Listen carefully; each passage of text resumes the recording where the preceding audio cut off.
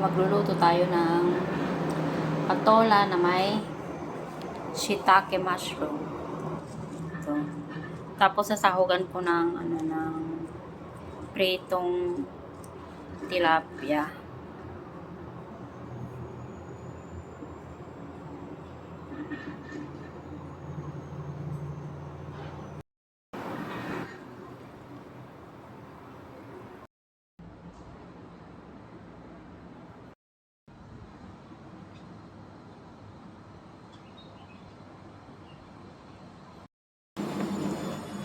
Luto na ang aking ulam for lunch.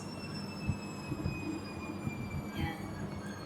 Pritong ulo ng tilapia, tsaka mushroom, tsaka patola.